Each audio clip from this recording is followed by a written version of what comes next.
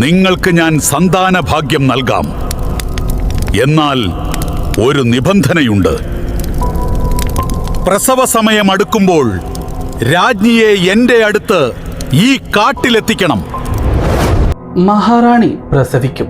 എന്നാൽ 21 ദിവസത്തെ പൂജാകർമ്മങ്ങൾക്ക് ശേഷം മാത്രമേ മഹാറാണി ഗർഭിണിയാവുകയുള്ളൂ. എന്നാൽ ഒരു നിബന്ധനയുണ്ടായിരുന്നു ആ മന്ത്രവാദിക്ക്.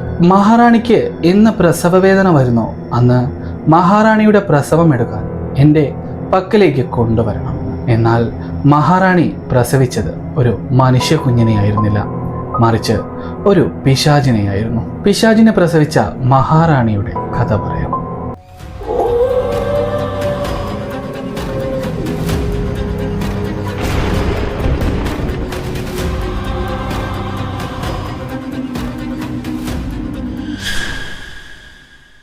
മണിമകുടം എന്ന ഒരു രാജ്യമുണ്ടായിരുന്നു.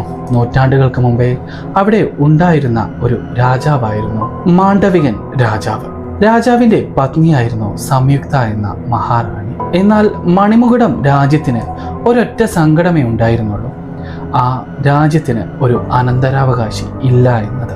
കാരണം അവിടുത്തെ രാജാവിനും അവിടുത്തെ രാജ്ഞിക്കും മക്കളുണ്ടായിരുന്നില്ല. അത് അവരെ പോലെ തന്നെയായിരുന്നു കൊട്ടാരത്തിലും. അതുപോലെ ആ നാട്ടിലെ ജനങ്ങൾക്ക് മുഴുവൻ വളരെ സങ്കടമുള്ള കാര്യമായിരുന്നു. പല ദേശങ്ങളിൽ നിന്നും പല വൈദ്യന്മാരെയും അതുപോലെ സിദ്ധന്മാരെയും കൊണ്ടുവന്നു. എന്നാൽ അതിനൊന്നും ഫലം കണ്ടില്ല. രാജ്യത്തെ ജനങ്ങൾ പോലും മഹാറാണിക്ക് വേണ്ടി പ്രാർത്ഥിക്കാൻ തുടങ്ങി. ഒരു കുഞ്ഞിക്കാല് കാണണമെന്ന ഒരു ആഗ്രഹം മാത്രമേ അവിടുത്തെ ജനങ്ങൾക്ക് ഉണ്ടായിരുന്നുള്ളൂ. എന്നാൽ ആരുടെ പ്രാർത്ഥനയും സഫലമായില്ല. മഹാറാണി ഗർഭിണി ആയതേയില്ല. കാലങ്ങൾ അങ്ങനെ കടന്നുപോയി. അങ്ങനെ ഇരിക്കെയാണ് ഒരാൾ ആ മണിമകുടം രാജ്യത്തേക്ക് കടന്നു വരുന്നത്. എന്നാൽ ആ കടന്നു വന്ന അദ്ദേഹം നിസ്സാരക്കാരനായിരുന്നില്ല. അദ്ദേഹം വേതാല മാന്ത്രികൻ എന്ന് പറഞ്ഞ ഒരു മാന്ത്രികൻ ഉണ്ടായിരുന്നു. അദ്ദേഹത്തിന്റെ ദൂതനായിരുന്നു അങ്ങോട്ടേക്ക് എത്തിയത്. അങ്ങോട്ടേക്ക് എത്തിയ സമയത്ത് അദ്ദേഹം അവിടെ ഉണ്ടായിരുന്ന ചില ചന്തകളിൽ നിന്ന് അദ്ദേഹം വെല്ലുവിളിച്ചു. എൻ്റെ യജമാനൻ കരുതിയാൽ മഹാറാണി ഗർഭിണിയാകും എന്നൊക്കെ അദ്ദേഹം ആ ഒരു ചന്തയിലിരുന്ന് വെല്ലുവിളിക്കുന്നുണ്ടായിരുന്നു. അവിടെ നിന്നും വെല്ലുവിളിക്കുന്ന ആ ദൂതനെ രാജാവിൻ്റെ ചില ഭടന്മാർ കണ്ടു കഴിഞ്ഞിരുന്നു. രാജാവിനെ ഈ കാര്യം വിവരം അറിയിച്ചതോടെ അദ്ദേഹത്തെ കൊട്ടാരത്തിലേക്ക് കൂട്ടിക്കൊണ്ടുവരാൻ രാജാവ് ഉത്തരവിട്ടു. അങ്ങനെ ഈ ബേതാല മാന്ത്രികന്റെ ദൂതനായ ഇദ്ദേഹത്തെ കൊട്ടാരത്തിലേക്ക് എത്തിച്ചു. ആ സമയത്ത് രാജാവ് ചോദിച്ചു, നീ അസംബന്ധമാണ് പറയുന്നത്. സകല കല അറിയുന്ന സിദ്ധന്മാർ മരുന്ന് കൊടുത്തിട്ടും എൻ്റെ ഭാര്യ ഗർഭിണിയായിരുന്നില്ല. പിന്നെ നിന്റെ യജമാനന് എങ്ങനെ സാധിക്കുമെന്ന് പറഞ്ഞു. ആ സമയത്ത് ആ ദൂതൻ പറഞ്ഞു, എനിക്ക് അദ്ദേഹത്തോട് സ്വകാര്യമായി ഒരു കാര്യം പറയണമെന്ന്. അങ്ങനെ അദ്ദേഹത്തിന് സ്വകാര്യമായി പറയാൻ വേണ്ടിയുള്ള സംവിധാനം ആ മഹാരാജാവ് ആ സമയത്ത് തന്നെ ഒരുക്കി കൊടുത്തു. അങ്ങനെ എല്ലാവരും പോയ സമയത്ത് രാജാവും രാജാവിൻ്റെ വിശ്വസ്തനായ ഒരു സേവകനും ഒഴികെ ആ ദർബാർ ഹാളിൽ മറ്റാരും തന്നെ ഉണ്ടായിരുന്നില്ല. അങ്ങനെ ഈ ബേതാല മാന്ത്രികന്റെ ദൂതൻ മഹാരാജാവിനോട് പറഞ്ഞു, എൻ്റെ യജമാനനാണ് ബേതാല മാന്ത്രികൻ. അദ്ദേഹം കുറച്ചകലെയുള്ള ഒരു കാടിനുള്ളിലാണ് വസിക്കുന്നത്. രാജാവ് അദ്ദേഹത്തെ വന്ന് കണ്ടു കഴിഞ്ഞാൽ രാജാവിന് ഒരു അനന്തരാവകാശി ഉറപ്പായും ജനിക്കുമെന്ന് അദ്ദേഹം ഉറക്കി പറയുകയുണ്ടായി. ഇത് കേട്ട ഉടനെ തന്നെ രാജാവിൻ്റെ മനസ്സിൽ അതീവ സന്തോഷമായിരുന്നു. കാരണം അദ്ദേഹം വളരെ നാളായി കാത്തിരിക്കുകയാണ് ഒരു അനന്തരാവകാശിയെ. അതുകൊണ്ട് എങ്ങനെയെങ്കിലും തനിക്ക് ഒരു കുഞ്ഞുണ്ടാവുകയാണെങ്കിൽ അതിന് അദ്ദേഹത്തിന് സന്തോഷം മാത്രമേ ഉണ്ടായിരുന്നുള്ളൂ. അങ്ങനെ അടുത്ത ദിവസം തന്നെ ഈ ദൂതൻ്റെ കൂടെ രാജാവും രാജാവിൻ്റെ വിശ്വസ്തനായ ഈ മന്ത്രിയും കാടിനുള്ളിലേക്ക് യാത്ര തിരിച്ചു. അങ്ങനെ രാജാവും ഈ ദൂതനും അതുപോലെ രാജാവിൻ്റെ മന്ത്രിയും ആ ഘോരവനത്തിനുള്ളിലേക്ക് സഞ്ചരിക്കാൻ തീരുമാനിച്ചു. അങ്ങനെ അവർ ആ ഗ്രാമത്തിന് അതിർത്തിയിലുള്ള ആ ഘോരവനത്തിന് ഉള്ളിലേക്ക് ചെന്നപ്പോഴാണ് രാജാവിൻ്റെ മുന്നിൽ ഒരു അതിമാന്ത്രികനായ മനുഷ്യൻ ഒരുപാട് ദൂരെ ഒരു മരത്തിന് താഴെ നിൽക്കുന്നത് കണ്ടത്. അതൊരു പേരാൽ മരമായിരുന്നു. ആ ആൽമരത്തിന് താഴെ എന്തൊക്കെയോ മന്ത്രങ്ങൾ ഉച്ചരിച്ചായിരുന്നു ആ ബേതാല മാന്ത്രികൻ അവിടെ നിൽക്കുന്നുണ്ടായിരുന്നത്. രാജാവിനെ കണ്ട ഉടനെ തന്നെ ആ മാന്ത്രികൻ വരണം വരണം രാജാവേ എന്ന് അഭിസംബോധന ചെയ്തു. എന്നിട്ട് അദ്ദേഹത്തിന് അരികിലേക്ക് ആ രാജാവ് എത്തുന്ന സമയത്ത് രാജാവിനോട് ബേതാല മാന്ത്രികൻ പറഞ്ഞു, രാജാവേ, ഞാൻ നിങ്ങൾക്ക് ഒരു സന്താന ഭാഗ്യം നൽകാം. 21 ദിവസത്തെ പൂജ കൊണ്ട് നിങ്ങളുടെ ഭാര്യ ഉറപ്പായും ഗർഭിണിയാകും. നിങ്ങൾക്ക് ഒരു കുഞ്ഞ് ജനിക്കുകയും ചെയ്യും എന്നാൽ എനിക്കൊരു നിബന്ധനയുണ്ട് എന്ന് പറഞ്ഞതോടെ രാജാവിൻ്റെ മുഖമൊക്കെ വല്ലാത്ത രീതിയിൽ മാറി തുടങ്ങി. എന്നാൽ രാജാവ് ഉടനെ തന്നെ ചോദിച്ചു, എന്താണ് നിന്റെ നിബന്ധന? കേൾക്കട്ടെ, എനിക്ക് പറ്റുന്നതാണെങ്കിൽ ഞാൻ ഉറപ്പായും ചെയ്യാം. കാരണം ഞാൻ അത്രത്തോളം കാത്തിരിക്കുകയാണ് ഒരു കുഞ്ഞിന് വേണ്ടിയെന്ന്. അതിന് ആ മാന്ത്രികൻ രാജാവിനോട് പറഞ്ഞു, നിങ്ങൾക്ക് ഉറപ്പായും സന്താന ഭാഗ്യം നൽകാം. എന്നാൽ നിങ്ങളുടെ ഭാര്യ പ്രസവിക്കുന്ന സമയത്ത് ഭാര്യയെ ഈ കാടിനുള്ളിൽ ഈ മരത്തിന് താഴെ എൻ്റെ മുന്നിലേക്ക് കൊണ്ടുവരണം എന്നത് മാത്രമാണ് എൻ്റെ നിബന്ധന. മഹാറാണിയുടെ പ്രസവം ഒരിക്കലും ആ കൊട്ടാരത്തിൽ വെച്ച് നടക്കാൻ പാടില്ല. അത് ഇവിടെ വെച്ച് നടക്കണം, ഈ ആൽമരത്തിന് താഴെ വെച്ച് നടക്കണം. അത് മാത്രമായിരുന്നു എൻ്റെ നിബന്ധന. അതിന് രാജാവ് സമ്മതിക്കുകയാണെങ്കിൽ 21 ദിവസത്തെ പൂജ ഞാൻ ഇന്ന് മുതൽ ആരംഭിക്കുന്നതാണ് എന്ന് ആ ബേതാല മാന്ത്രികൻ പറഞ്ഞു. അത് കേട്ട ഉടൻ തന്നെ രാജാവ് ഒന്ന് ചിന്തിച്ചു. തനിക്ക് ഒരിക്കലും നഷ്ടമില്ലാത്ത ഒരു കാര്യം തന്നെയാണിത്. കാരണം കൊട്ടാരത്തിൽ നിന്നും പ്രസവിക്കുന്നതും അതുപോലെ ഈ മരത്തിന് താഴെ നിന്ന് പ്രസവിക്കുന്നതും എല്ലാം ഒരുപോലെ തന്നെയായിരുന്നു. അതുകൊണ്ട് രാജാവ് കുഞ്ഞിനെ ലഭിക്കുമല്ലോ എന്ന ആ ഒരു ആഗ്രഹം മനസ്സിലുള്ളത് കൊണ്ട് ആ ബേതാല മാന്ത്രികനോട് പറഞ്ഞു, ശരി, നിന്റെ നിബന്ധന ഞാൻ സമ്മതിച്ചിരിക്കുന്നു. നിന്റെ നിബന്ധന ഞാൻ അനുസരിക്കുന്നതാണ്. റാണി 9 മാസം തികയുന്ന സമയത്ത്, റാണിക്ക് പ്രസവ വേദന വരുന്ന സമയത്ത് ഞാൻ ഉറപ്പായും റാണിയെ ഇങ്ങോട്ടേക്ക് കൊണ്ടുവരാമെന്ന് പറഞ്ഞ്, മറിച്ച് രാജാവ് ഈ കാര്യം തെറ്റിക്കുകയാണെങ്കിൽ മരണം മാത്രമേ കൂട്ടുണ്ടാവുകയുള്ളൂ എന്ന് ആ ബേതാല മാന്ത്രികൻ രാജാവിനോട് ഒന്നുകൂടി സൂചിപ്പിച്ചു. രാജാവും മഹാമന്ത്രിയും തിരികെ കൊട്ടാരത്തിലെത്തി. 21 ദിവസം രാജാവ് ഓരോ ദിവസവും എണ്ണി തീർത്തു. എന്നാൽ 21ാമത്തെ ദിവസം ആ സന്തോഷ വാർത്ത രാജാവിൻ്റെ ചെവിയിലുമെത്തി.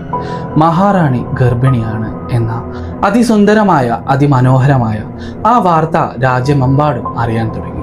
അന്നു മുതൽ ആ രാജ്യത്തിൽ രാജാവ് ദാനധർമ്മങ്ങൾ തുടങ്ങി. സകലരെയും സന്തോഷം കൊണ്ട് മൂടി. പണം കൊണ്ടും സ്വർണം കൊണ്ടും അവിടെയുള്ള പ്രജകളെ അദ്ദേഹം ആദരിച്ചു. അങ്ങനെ റാണിക്ക് വേണ്ട എല്ലാ മുൻകരുതലുകളും അദ്ദേഹം എടുത്തിരുന്നു. റാണിക്ക് വേണ്ടിയുള്ള എല്ലാ പ്രസവരക്ഷാ കാര്യങ്ങളും അദ്ദേഹം മുടങ്ങാതെ ചെയ്തു. അങ്ങനെ ഒരിക്കലാണ് പെട്ടെന്ന് റാണിക്കൊരു വേദന വന്നത്. അത് പ്രസവ വേദനയായിരുന്നില്ല. ഏകദേശം 9 മാസം തികഞ്ഞ സമയത്ത് തന്നെയായിരുന്നു ആ വേദന. എന്നാൽ അതൊരു പ്രസവ വേദന പോലെയായിരുന്നില്ല. രാജാവ് കരുതി ഇതായിരിക്കാം പ്രസവ വേദന എന്ന്. ബേതാലൻ മാന്ത്രികൻ പറഞ്ഞു വിട്ടതുപോലെ അന്ന് അങ്ങോട്ടേക്ക് വന്ന ആ ദൂതൻ ആ സമയത്ത് തന്നെ അങ്ങോട്ടേക്ക് എത്തി. അത് കണ്ട ഉടനെ തന്നെ മഹാരാജാവ് ഇത് പ്രസവത്തിനുള്ള സമയമായിരിക്കുന്നു എന്ന് മനസ്സിലാക്കി. എന്നാൽ കൊട്ടാരത്തിൽ മറ്റാരും അറിയാതെ, പ്രജകളാരും അറിയാതെ ഒരു കറുത്ത കുതിരവണ്ടിയിൽ രാജാവ് രാജ്ഞിയെയും കൊണ്ട് ആ കാടിനുള്ളിലേക്ക് സഞ്ചരിക്കാൻ തുടങ്ങി. എന്നാൽ ആ മഹാമന്ത്രിയെ പോലും ഈ വിവരം അറിയിക്കാതെയായിരുന്നു രാജാവ് അങ്ങോട്ടേക്ക് പോയിരുന്നത്. അന്ന് രാത്രി അവർ കാടിനുള്ളിലേക്ക് പോകുന്ന സമയത്ത് ചന്ദ്രൻ ഉദിച്ചു നിൽക്കുന്നുണ്ടായിരുന്നു. എന്നാൽ അന്നത്തെ ചന്ദ്രന്റെ നിറം രക്തവർണ്ണമായിരുന്നു. ഒരു ബ്ലഡ് മൂൺ പോലെയായിരുന്നു ആകാശം മുഴുവൻ. അതുകൊണ്ട് തന്നെയായിരുന്നു ആ വനത്തിൻ്റെ ഓരോ പാതകളും രക്തനിറം പോലെ രാജാവിന് തോന്നിക്കൊണ്ടേയിരുന്നു. എന്നാൽ റാണി പ്രസവ സഞ്ചാരം കൊണ്ട് നിലവിളിക്കുന്നുണ്ടായിരുന്നു. അങ്ങനെ ആ ദൂതന്റെ കൂടെ ആ കറുത്ത കുതിരവണ്ടിയിൽ അവർ ബേതാല മാന്ത്രികന്റെ കോട്ടയുടെ അടുത്തുള്ള ആ ആൽമരത്തിന് താഴെയെത്തി. എന്നിട്ട് റാണിയെ കുതിരവണ്ടിയിൽ നിന്നിറക്കി അങ്ങോട്ടേക്ക് നടക്കാൻ തുടങ്ങി. ആ സമയത്ത് ബേതാല മാന്ത്രികൻ പൊട്ടിച്ചിരിയോടെ പുറത്തേക്ക് വന്നു. എന്നിട്ട് രാജാവിനോട് പറഞ്ഞു, താങ്കളുടെ ഭാര്യയെ ആ ആൽമരത്തിന് താഴെ കിടത്തണം. താങ്കളുടെ ഭാര്യയുടെ പ്രസവം എടുക്കാൻ വരുന്നത് ഒരു രുദ്രശക്തിയാണ്. അതുകൊണ്ട് തന്നെ ആ ഒരു രൂപം നമ്മുടെ മുന്നിലേക്ക് വന്നു കഴിഞ്ഞാൽ ഒരിക്കലും പേടിച്ച് നിലവിളിക്കരുതെന്ന് പറഞ്ഞു. റാണിയോടുകൂടി ആ കാര്യം പറയുകയുണ്ടായി. എന്നാൽ റാണിക്ക് മൊത്തം ഭയമായിരുന്നു. രാജാവിനും അതുപോലെ തന്നെ ആയിരുന്നു. എന്താണ് ഇനി അങ്ങോട്ട് നടക്കാൻ പോകുന്നതെന്ന ചിന്ത രണ്ടുപേരുടെയും മനസ്സിൽ ഉത്ഭവിച്ചുകൊണ്ടേയിരുന്നു. അങ്ങനെ ആ ബേതാല മാന്ത്രികൻ റാണിയെ ആ ആൽമരത്തിന് താഴെ കിടത്തി. എന്നിട്ട് ആ മരത്തിനു ചുറ്റും, ആ റാണി കിടക്കുന്നതിന് ചുറ്റും എന്തോ ഒരു പ്രത്യേകതര ഭസ്മം കൊണ്ട് അദ്ദേഹം ഒരു കളം തീർത്തു. എന്നിട്ട് രാജാവിനോട് പറഞ്ഞു, താങ്കളുടെ ഭാര്യയ്ക്ക് ഒന്നും സംഭവിക്കില്ല. എന്നാൽ ആ കളത്തിനുള്ളിൽ എന്ത് സംഭവിച്ചാലും, അവിടെ എന്ത് നിലവിളി കേട്ടാലും, അവിടെ ഏത് രൂപം വന്ന് പ്രത്യക്ഷപ്പെട്ടാലും നമ്മൾ ഈ കളത്തിന് പുറമെ മാത്രമേ നിൽക്കാൻ പാടുള്ളൂ. അതിന് അപ്പുറത്തേക്ക് കടന്നു കഴിഞ്ഞാൽ മരണം നിശ്ചയമാണ്. അതുപോലെ തന്നെയായിരുന്നു ആ രൂപത്തെ കണ്ട് ആരെങ്കിലും ഭയന്ന് നിലവിളിക്കുകയാണെങ്കിലും നമുക്ക് മരണം ഉറപ്പായിരിക്കുമെന്ന്. ആ സമയത്ത് രാജാവിൻ്റെയും രാജ്ഞിയുടെയും മനസ്സിൽ തങ്ങൾക്ക് ജനിക്കാൻ പോകുന്ന ആ കുഞ്ഞിൻ്റെ മുഖം മാത്രമേ ഉണ്ടായിരുന്നുള്ളൂ. അതുകൊണ്ട് ബേതാള മാന്ത്രികൻ പറഞ്ഞ എല്ലാ കാര്യങ്ങൾക്കും രാജാവും രാജ്ഞിയും സമ്മതിച്ചിരുന്നു. അങ്ങനെ പെട്ടെന്ന് ചുറ്റുപാടുമുള്ള എല്ലാ കാറ്റും കോളും അടങ്ങിയിരുന്നു. പെട്ടെന്ന് കാടിനുള്ളിൽ ഒരു നിശബ്ദത മാത്രം. അങ്ങനെ നിൽക്കുകയാണ് ഒരു വലിയ ശബ്ദത്തോടു കൂടി എവിടെ നിന്നോ ആരോ നടന്നു വരുന്നത് പോലെയുള്ള ഒരു ശബ്ദം കേൾക്കുന്നത്. ഒരു വല്ലാത്ത തരം ശബ്ദം, എന്തോ ഒരു വലിയ വസ്തു ഒക്കെ ഉരുണ്ട് വരുന്നത് പോലെയുള്ള ഒരു ഘോര ശബ്ദം. അങ്ങനെ നോക്കി നിൽക്കുമ്പോഴായിരുന്നു ആ ആൽമരത്തിന് പുറകിൽ നിന്നും ഒരു ഭീകര സത്വം റാണിയുടെ അടുത്തേക്ക് വരുന്നത് കണ്ടത്. ഒരു ഭീകര സത്വം എന്നൊക്കെ പറഞ്ഞാൽ ഇതിനപ്പുറത്തേക്ക് ആ രൂപത്തിന് ഒരു പൈശാചിക ഭാവമോ അല്ലെങ്കിൽ ഒരു പേടിപ്പെടുത്തുന്ന ഭാവമോ ഉണ്ടായിരുന്നില്ല.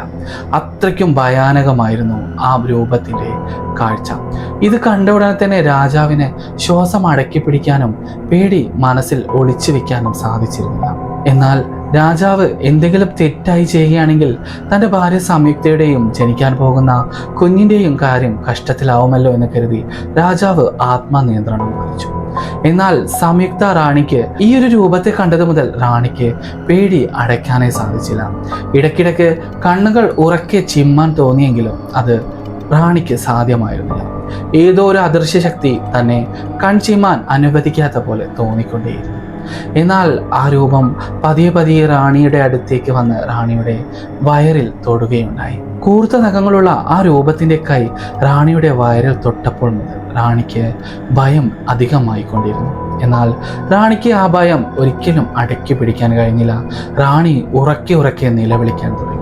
എന്നാൽ റാണി ഉറക്കെ ഉറക്കെ നിലവിളിക്കുന്ന സമയത്ത് റാണിയുടെ ശബ്ദവും അതുപോലെ ഏതോ ഒരു മൃഗത്തിൻ്റെ ശബ്ദവും അതുപോലെ ഒരു കുഞ്ഞിൻ്റെ ശബ്ദവും മാറി മാറി വന്നു.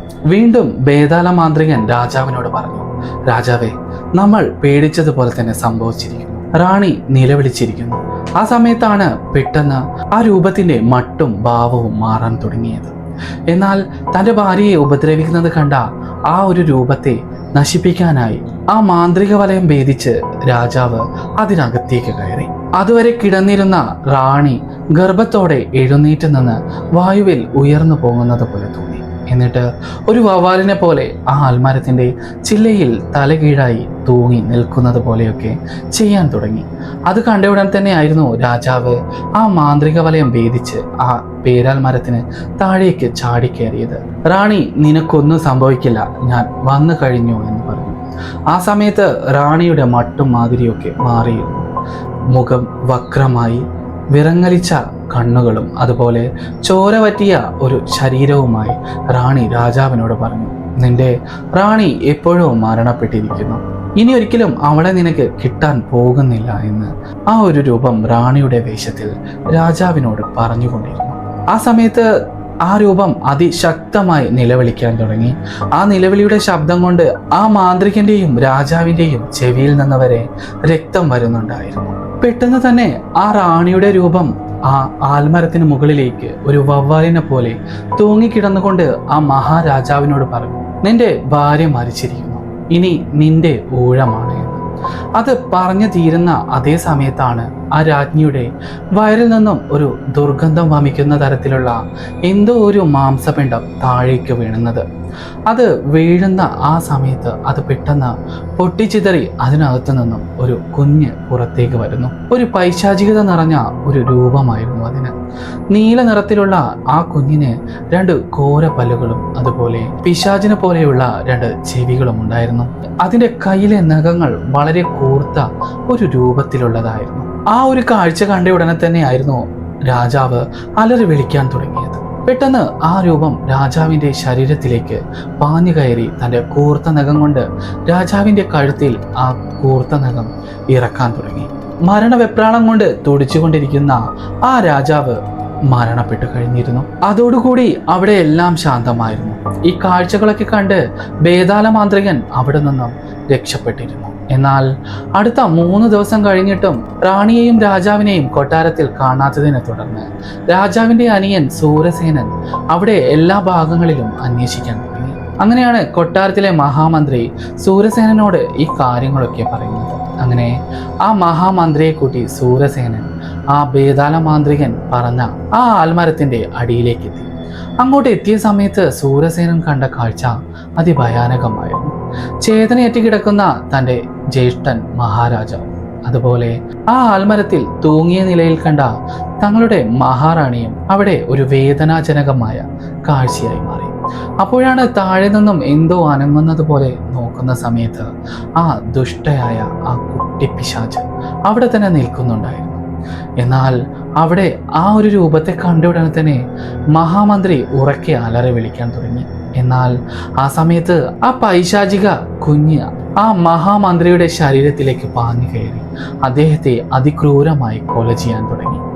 ആര് ഉറക്കി ഉറക്കി നിലവിളിക്കുന്നു അവരെ എല്ലാവരും ആ രൂപം വകവരുത്താൻ തുടങ്ങി. ഇത് കണ്ട് പേടി തോന്നിയ സൂരസേനൻ തിരിച്ച് കൊട്ടാരത്തിലേക്ക് എത്തി. എന്നിട്ട് അവിടെ ഉണ്ടായിരുന്ന ഭടന്മാരോട് ആ ബേതാള മാന്ത്രികനെ കൊട്ടാരത്തിലേക്ക് കൊണ്ടുവരാൻ അദ്ദേഹം കൽപ്പിച്ചു. ആ ബേതാള മാന്ത്രികനെ കൂട്ടി ചില ഭടന്മാർ അങ്ങോട്ടേക്ക് എത്തി. എന്നിട്ട് സൂരസേനൻ അദ്ദേഹത്തെ തുറങ്കിലടക്കാൻ പറഞ്ഞു. ആ സമയത്ത് ഒരു കാര്യം കൂടെ ആ ബേതാള മാന്ത്രികൻ പറഞ്ഞു. ആ 3 ശക്തികളും ഇന്ന് ഒരു വലിയ പൈശാചിക ശക്തിയായി മാറിയിരിക്കുന്നു. അത് ഈ ഗ്രാമത്തെ മുഴുവൻ നശിപ്പിക്കും എന്നുകൂടി അദ്ദേഹം പറഞ്ഞു. അതിന് സൂരസേനൻ ആ ബേതാള മാന്ത്രികനോട് ചോദിച്ചു, ഇതിന് എന്തെങ്കിലും പ്രതിവിധിയുണ്ടോ? അതിന് ബേതാള മാന്ത്രികൻ പറഞ്ഞു, ഇതിന് ഒരു പ്രതിവിധിയുമില്ല. നിങ്ങളുടെ മഹാറാണിയാണ് ഇതിനെല്ലാം കാരണം. ആ പൈശാചിക ശക്തിയെ കണ്ട് പേടിച്ച് നിലവിളിച്ചത് കൊണ്ടാണ് ഇന്ന് ഇങ്ങനെയൊക്കെ സംഭവിച്ചത് എന്ന് പറഞ്ഞു. എന്നാൽ ആ ഒരു വാക്ക് കേട്ടതു മുതൽ സൂരസേനന് ദേഷ്യം സഹിക്കാനായില്ല. ഉടനെ തന്നെ ബേതാള മാന്ത്രികനെ തുറങ്കിലടക്കാൻ സേനാധിപതിയോട് ഉത്തരവിട്ടു. അങ്ങനെ ബേതാള മാന്ത്രികനെയും ഒപ്പമുണ്ടായിരുന്ന ആ ദൂതനെയും അവിടെ ഉണ്ടായിരുന്ന ഒരു തുറങ്കലിൽ അടച്ചിടാൻ തീരുമാനിച്ചു. അങ്ങനെ ഒരു വലിയ വിഷമത്തിൽ ആ രാജ്യം നിൽക്കുമ്പോഴായിരുന്നു അങ്ങോട്ടേക്ക് ഒരു മഹാമാന്ത്രികൻ എത്തുന്നത്. അദ്ദേഹം പറഞ്ഞു, ആ 3 രൂപങ്ങളെ ഒരിക്കലും നമുക്ക് ഇല്ലാണ്ടാക്കാൻ പറ്റില്ല. എന്നാൽ ആ ആൽമരത്തിന് താഴെ നമുക്ക് അവരെ ബന്ധിച്ചിടാൻ പറ്റും. അതിന് അഷ്ടദിക് ബന്ധനം നടത്തിയാൽ മാത്രമേ അവരെ നമുക്ക് അവിടെ തന്നെ ആവാഹിച്ചിടാൻ സാധിക്കുകയുള്ളൂ എന്ന് പറഞ്ഞു. എന്നാൽ അതത്ര എളുപ്പമല്ല. 108 മാന്ത്രികർ ഒരുമിച്ച് മന്ത്രോച്ചാരണം നടത്തി 7ാമത്തെ ദിവസം അഷ്ടദിക് ബന്ധനം ചെയ്താൽ മാത്രമേ ആ പൈശാചിക ശക്തികളെ നമുക്ക് അവിടെ തളയ്ക്കാൻ സാധിക്കുകയുള്ളൂ എന്ന് പറഞ്ഞു. അതിനുവേണ്ടി 1000 കിലോ ഒക്കെ തൂക്കമുള്ള 8 പാറക്കല്ലുകളിൽ ചില മാന്ത്രിക ചെപ്പുകൾ പിടിപ്പിച്ച 8 വലിയ കല്ലുകളും അതുപോലെ 3 വെങ്കല പ്രതിമകളും അങ്ങോട്ടേക്ക് എത്തിക്കാനായി ആ മഹാമാന്ത്രികൻ പറയുകയുണ്ടായി. എന്നാൽ സൂരസേനൻ എല്ലാ തരത്തിലുള്ള തയ്യാറെടുപ്പുകളും അവിടേക്ക് ചെയ്തു കൊടുക്കുകയായിരുന്നു. എന്നിട്ട് അവിടെ 108 മാന്ത്രികർ ഒരുപോലെ മന്ത്രമൊക്കെ ചൊല്ലി ആ അഷ്ടദിക് ബന്ധനം ആ ആൽമരത്തിന് ചുറ്റുമായി സ്ഥാപിക്കുകയുണ്ടായി. കൂടാതെ ആ 3 വെങ്കല പ്രതിമകളിലേക്ക് ആ 3 ദുഷ്ടാത്മാക്കളെയും അങ്ങോട്ടേക്ക് ആവാഹിച്ച് തളയ്ക്കുകയും ചെയ്തു. ആ സമയത്ത് ആ മഹാറാണിയുടെ ആത്മാവും അതുപോലെ രാജാവിൻ്റെ ആത്മാവും ആ കുഞ്ഞിൻ്റെ ആത്മാവും ഉറക്കി ഉറക്കി നിലവിളിച്ച് കരയുന്നുണ്ടായിരുന്നു. എന്നാൽ അവർ കരയുന്നത് ഒരു പൈശാചിക രൂപത്തിൽ തന്നെയായിരുന്നു. ഒരു വല്ലാത്ത തരം മൃഗം അമറുന്ന പോലെയൊക്കെയുള്ള ഒരു ശബ്ദത്തിലായിരുന്നു ആ പൈശാചിക ശക്തികൾ അവിടെ അലറിക്കൊണ്ടിരുന്നത്. നൂറ്റാണ്ടുകൾക്കിപ്പുറം മണിമുകുളം എന്ന ഗ്രാമമൊക്കെ മൺമറഞ്ഞ് പോയിരിക്കുന്നു. ആ ആൽമരവും അവിടെ അഷ്ടദിക് ബന്ധനം ചെയ്ത ആ 8 പാറക്കല്ലുകളുമൊക്കെ ഇന്ന് മണ്ണിനടിയിലായിരിക്കുന്നു.